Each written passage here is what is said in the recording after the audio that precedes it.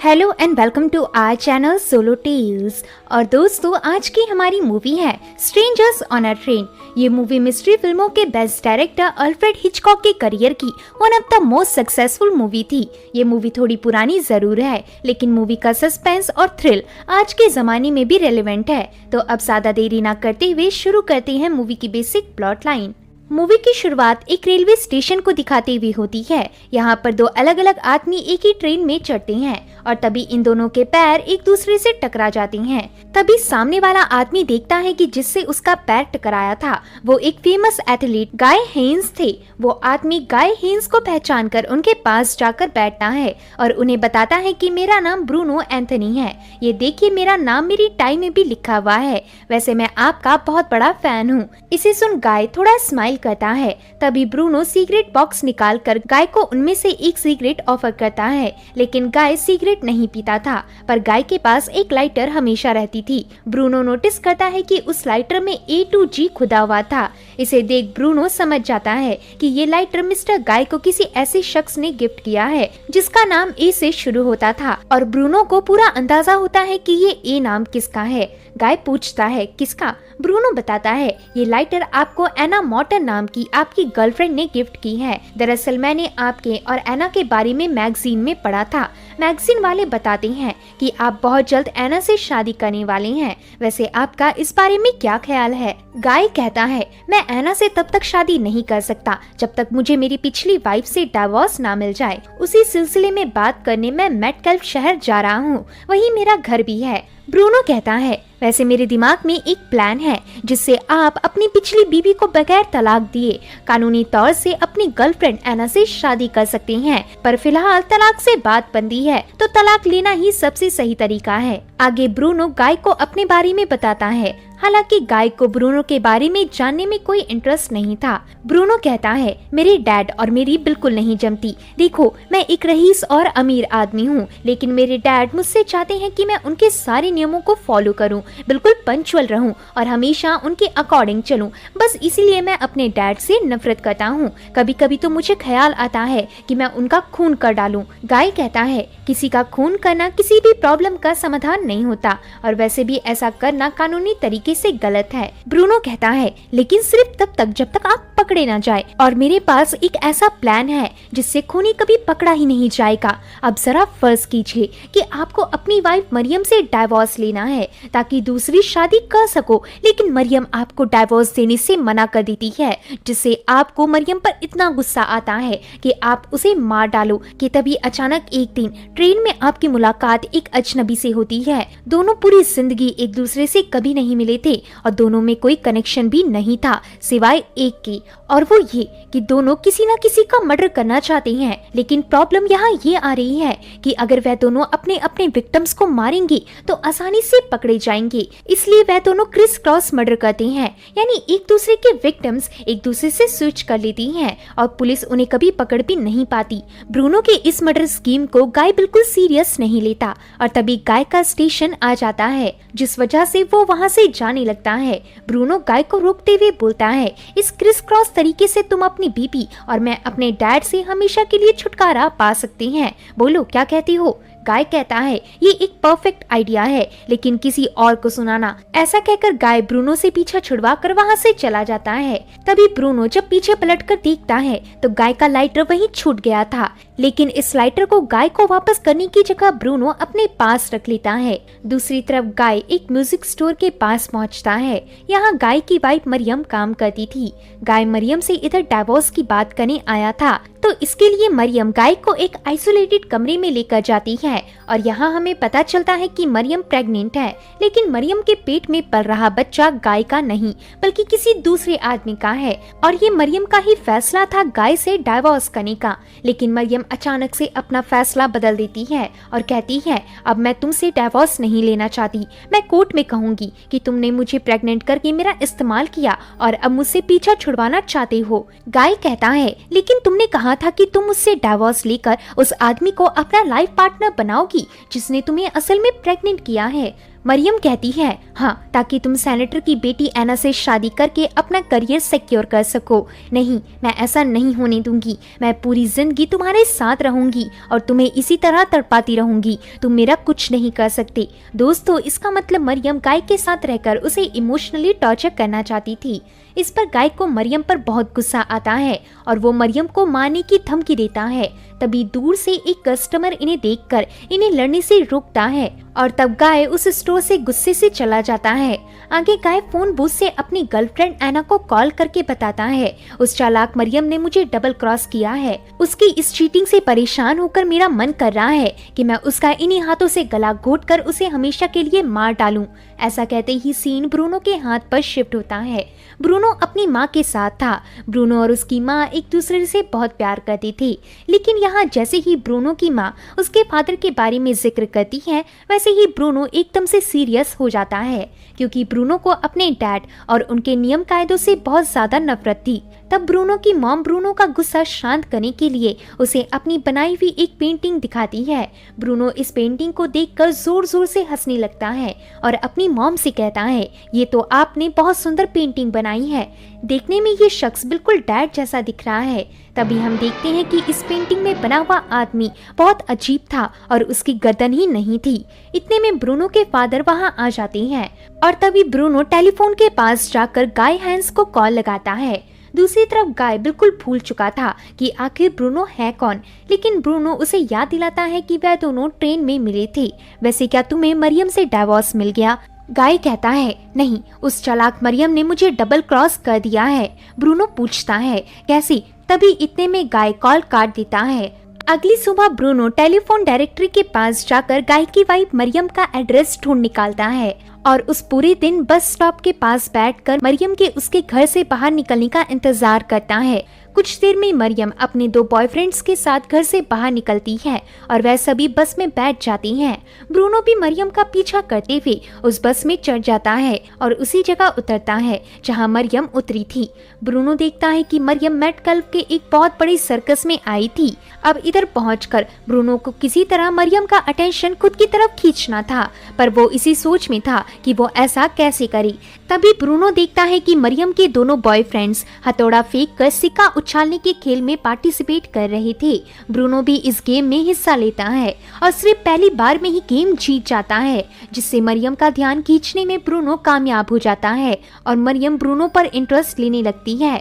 लेकिन अपने दोनों बॉयफ्रेंड्स के एक साथ होने की वजह से वो ब्रूनो से बात नहीं कर पाती। अब ब्रूनो को सिर्फ इंतजार करना था जब मरियम अकेली हो और उसके साथ उसके दोनों लड़के ना हो। आखिरकार एक टाइम पर मरियम उन दोनों लड़कों से अलग हो जाती है और इसी मौके का फायदा उठाकर ब्रूनो मरियम के पास जाकर उसका नाम पूछता है। फिर जैसे ही मरियम बताती है कि उसका नाम मरियम है, वैसे ही ब्रूनो मरियम का गला घोटकर उसकी हत्या कर डालता है और इसके बस थोड़ी देर बाद ही पूरे सर्कस में भीड़ लग जाती है। लेकिन वहीं इधर ब्रूनो आराम से मर्डर करके अपने रास्ते निकल जाता है। ब्रूनो देखता है कि इस वक्त 9:30 बज रहे थे। ठीक 9:30 बजे गाय एक बिजनेस क्लास ट्रेन में ट्रैवल कर रहा होता है और इधर गाय की थोड़ी सी बातचीत कॉलिंस नाम के यूनिवर्सिटी प्रोफेसर से होती है। लेकिन प्रोफेसर कॉलिन को देखकर लग रहा था कि उन्होंने कुछ ज्यादा ही शराब पी हुई थी। आगे गाय अपने घर पहुंचता है तो तभी उसे बाहर की तरफ से ब्रूनो की आवाज आती है। गाय पास जाकर देखता है तो ब्रूनो मेन गेट के पास खड़ा था।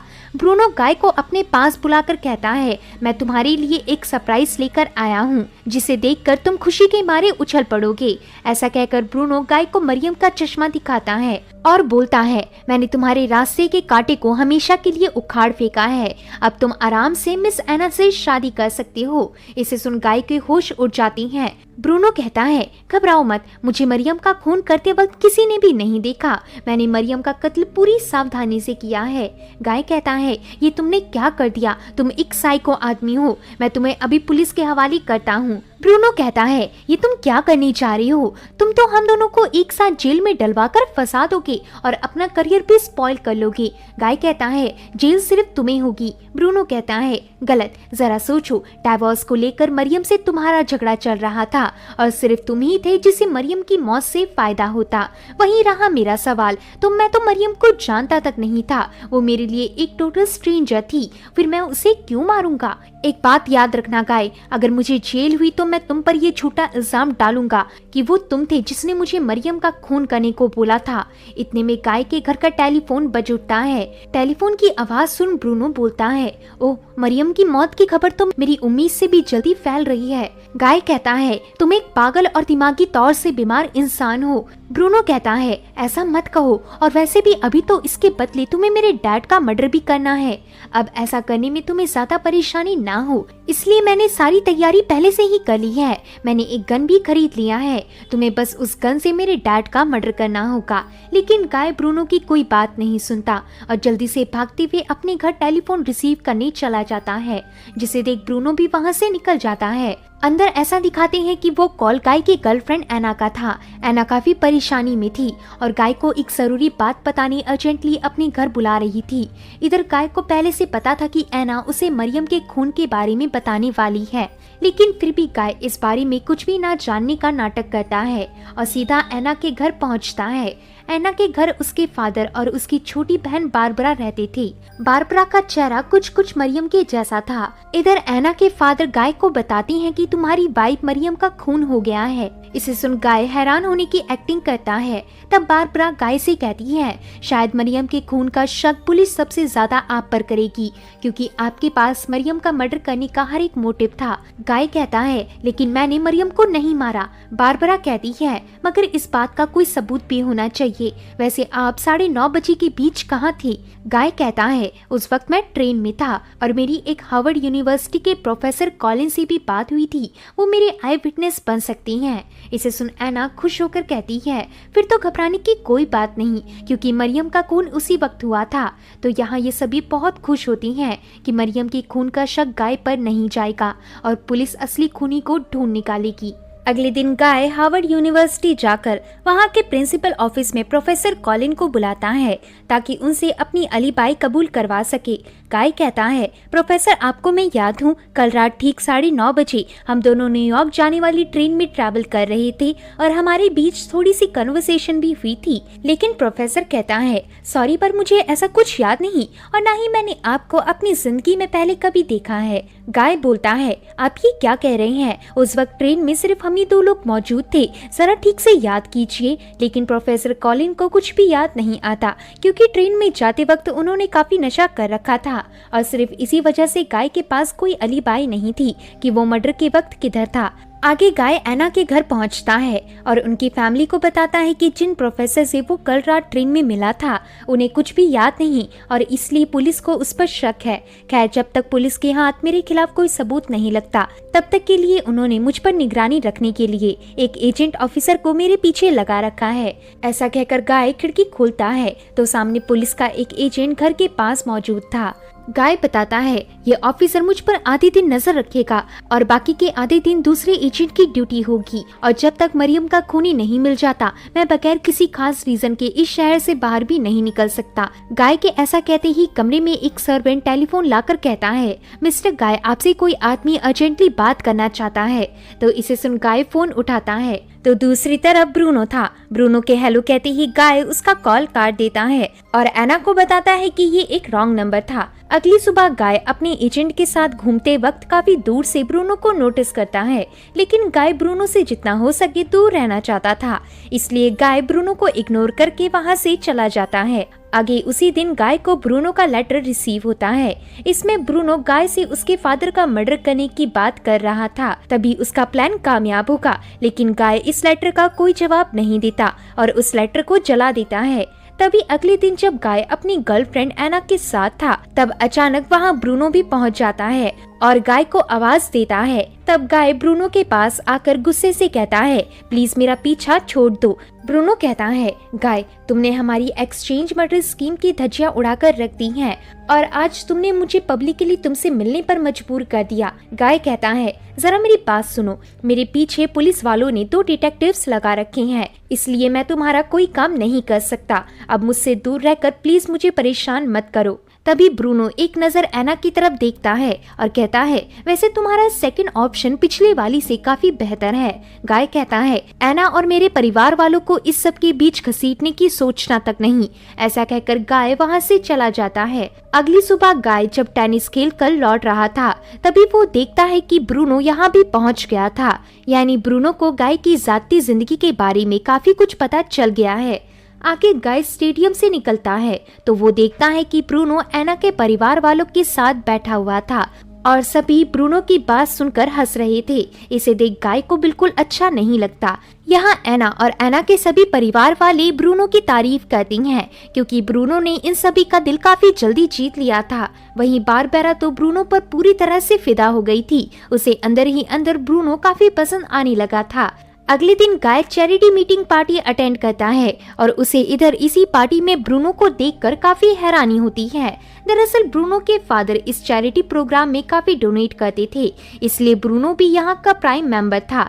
इधर ब्रूनो जॉर्ज नाम के जज से बात करके उनसे कहता है, रोज रोज किसी आदमी को फांसी की सजा देने के बाद भी आप नॉर्मल लाइफ कैसे जी लेते हो।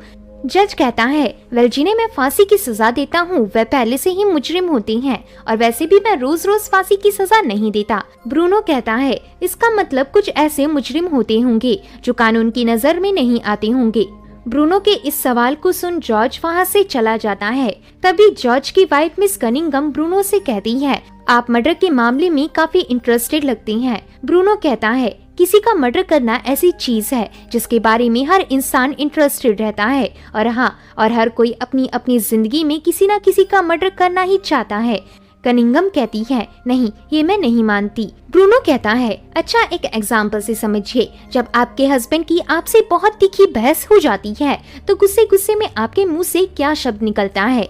इसे सुन कनिंगम को हंसी आ जाती है। ब्रूनो कहता है, अच्छा जरा सोचिए, अगर आपको आपके हस्बैंड का खून करना हो तो आप कैसे करेंगी। मिस कनिंगम कहती है, मैं मार्केट से एक गन खरीद कर उन्हें उड़ा दूंगी। ब्रूनो कहता है, नहीं नहीं नहीं मिस कनिंगम, ऐसा करने की सोचिएगा भी मत, क्योंकि अगर वो गन आपके नाम से रजिस्टर निकली तो आप बहुत जल्दी पकड़ी जाएंगी और मारते वक्त आपकी बॉडी में और घर में भी खून के छींटे फैल जाएंगे जिसे मिटाना मुश्किल होगा। कनिंगम की सहेली कहती है, मैं उन्हें ऐसे जहर से मार डालूंगी जिससे लगे कि उनकी नेचुरल कॉजेज से डेथ हुई थी।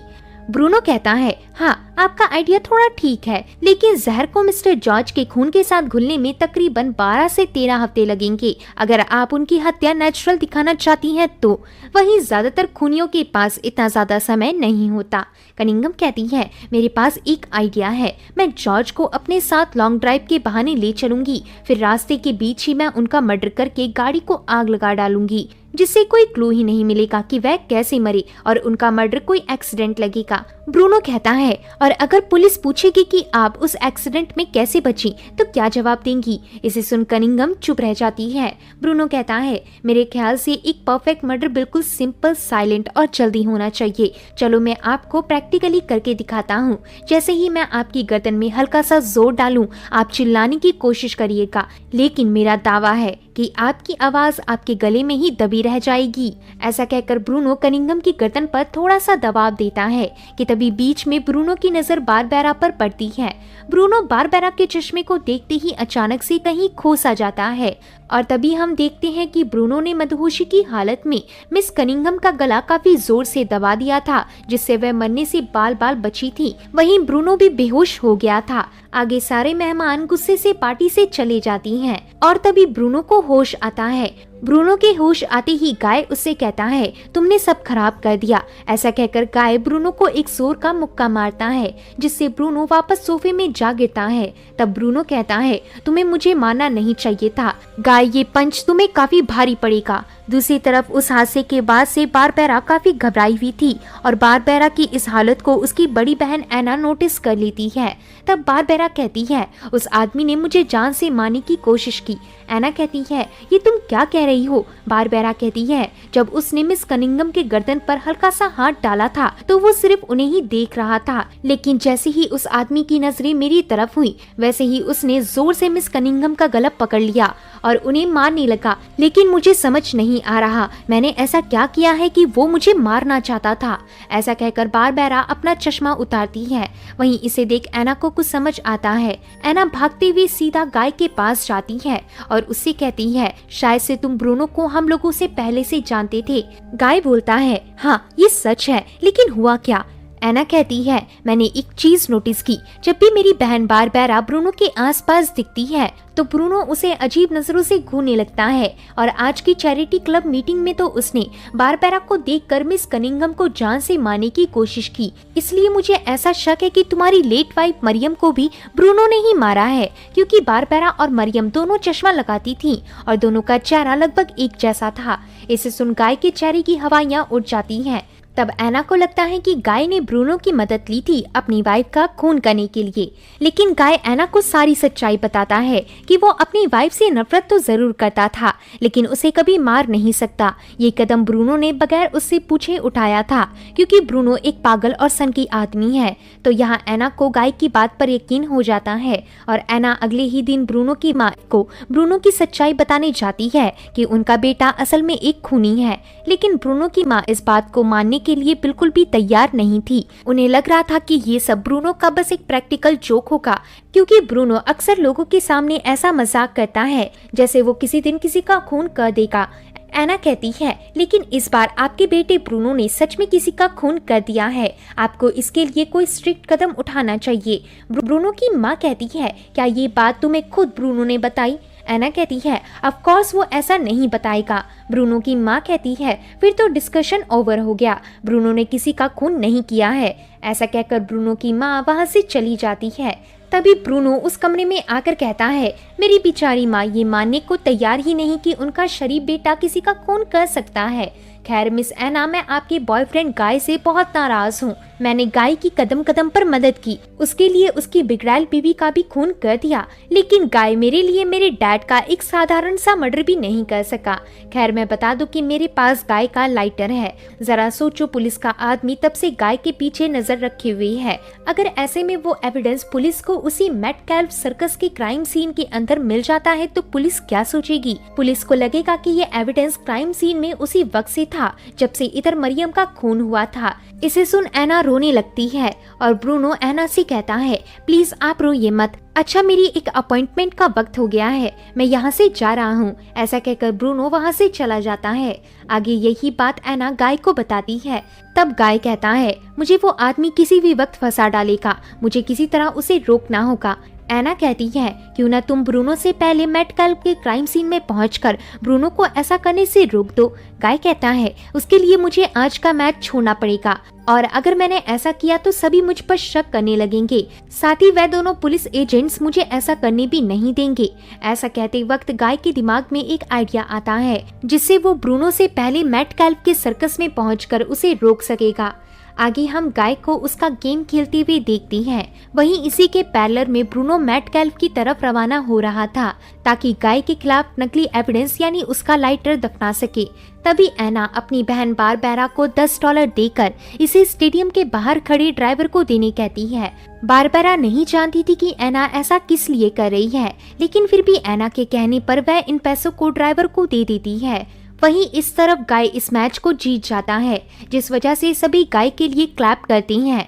मैच खत्म होते ही गाय स्टेडियम के बाहर निकल जाता है। वहीं इस दौरान बारबेरा गाय के एजेंट को उलझाई हुई थी, लेकिन उस एजेंट का साथी गाय को देख लेता है और अब ये दोनों गाय के पीछे भागती हैं। लेकिन इनके पहुंचने से जस्ट कुछ देर पहले ही गाय टैक्सी में बैठकर वहां से भाग गया था। गाय टैक्सी लेकर जल्दी से रेलवे स्टेशन की तरफ पहुंचता है। वहीं इधर वह दोनों एजेंट्स भी गाय का पीछा करते हुए आ गए थे, लेकिन इधर ये दोनों गाय को नहीं पकड़ते। इन्हें लगता है कि गाय आज फिर से मेटकैल्फ के सर्कस में जाकर एक और मर्डर करेगा और तभी ये दोनों गाय को रंगे हाथों पकड़ लेंगे। इसलिए फिलहाल के लिए ये लोग गाय को मेटकैल्फ जाने देती हैं और इसी तरह गाय बगैर किसी मुसीबत के मेटकैल्फ के सर्कस में पहुंच जाता है। और इधर गाय ब्रूनो को देख लेता है। गाय जल्दी से ब्रूनो की तरफ दौड़ता है और एजेंट भी गाय को पकड़ने भागते हैं। तभी ब्रूनो एक झूले के ऊपर चढ़ जाता है। इधर एक एजेंट को लगता है कि शायद गाय ब्रूनो को मार डालेगा, इसलिए वो गलती से गाय को शूट करने के चक्कर में मैरी गो राउंड झूले के ऑपरेटर को गोली मार देता है, जिससे उस ऑपरेटर के हाथों झूले का लीवर कुछ ज्यादा ही खिंच जाता है और झूले की रफ्तार हद से ज्यादा बढ़ जाती है। इसी रफ्तार में ब्रूनो और गाय एक दूसरे से लड़ने लगते हैं। इन दोनों के बीच एक काफी लंबा फाइट सीन चालू रहता है कि तभी एक बूढ़ा आदमी झूले के नीचे की पतली सी जगह से होते हुए झूले की मशीन को बंद कर देता है, जिससे मशीन एकदम से रुकने के चक्कर में टूट जाती है और इधर एक काफी बड़ा एक्सीडेंट हो जाता है। तभी एजेंट्स एक आदमी को पकड़ लेते हैं। इस आदमी ने ऐसा दावा किया था कि उसने झूले में लड़ रहे उन आदमी में से एक को पहले भी इस सर्कस में देखा है, लेकिन ये आदमी गाय को देखकर कहता है नहीं, ये वो वाला आदमी नहीं है। तब गाय बताता है उस दिन सर्कस में आने वाला खूनी मैं नहीं बल्कि ब्रूनो था। उसके हाथ गलती से मेरा लाइटर लग गया और अब वो उस लाइटर को यहाँ के क्राइम सीन में दफनाकर मेरे खिलाफ नकली सबूत जुटाने आया है। तो इसे सुन ये सभी ब्रूनो के पास जाती हैं। ब्रूनो की हालत काफी जख्मी थी और ब्रूनो बस कुछ देर में ही मरने वाला था। गाय ब्रूनो से कहता है तुम इन्हें सारी सच्चाई बता दो कि मैंने मरियम का खून नहीं किया बल्कि मरियम को मारने वाले तुम थे। ब्रूनो कहता है ये तुम क्या कह रहे हो, मैंने किसी को नहीं मारा। गाय कहता है झूठ मत बोलो ब्रूनो, तुम्हारे पास मेरा लाइटर भी है जिसे तुम इसी आइलैंड में छिपाने आए थे, वो लाइटर किधर है? ब्रूनो कहता है गाय मैंने तुम्हारी हर बार मदद करने की कोशिश की थी लेकिन अब और नहीं। ऐसा कहकर ब्रूनो मर जाता है। तभी इंस्पेक्टर गाय से कहता है अगर वो लाइटर इसी आइलैंड के क्राइम सीन के आसपास मिला तब भी आपको ही दोषी ठहराया जाएगा मिस्टर गाय, क्योंकि ब्रूनो की बातों से कोई चीज साबित नहीं हुई है। तभी मरते वक्त ब्रूनो का हाथ अपने आप खुल जाता है और ब्रूनो के हाथ से गाय का लाइटर मिलता है। लाइटर के मिलते ही इंस्पेक्टर को गाय की बातों पर यकीन हो जाता है कि वो सब ब्रूनो की चाल थी गाय को फंसाने की और ब्रूनो तब से गाय को ब्लैकमेल कर रहा था। आगे यही खबर गाय फोन पर एना को देता है, जिससे एना और उसके फैमिली मेंबर काफी खुश होती हैं। अगले सीन में गाय एना के साथ हनीमून मनाने कहीं जा रहा होता है कि तभी गाय के सामने वाला पैसेंजर उससे कहता है शायद मैं आपको जानता हूँ, आप कहीं मिस्टर गाय हेन्स तो नहीं? इसे सुन गाय एकदम से घबरा जाता है और उस पैसेंजर के सामने से उठकर ये दोनों वहाँ से चली जाती हैं। वहीं वो पैसेंजर भी कुछ समझ नहीं पाता। इतना दिखाते ही ये मूवी यहीं एंड होती है। तो होप है कि दोस्तों आपको ये वीडियो पसंद आया होगा। अगर वीडियो पसंद आता है तो वीडियो को लाइक और चैनल को सब्सक्राइब करें। मिलते हैं ऐसे ही एक और मजेदार वीडियो के साथ। तब तक के लिए आप अपना ध्यान रखें। धन्यवाद।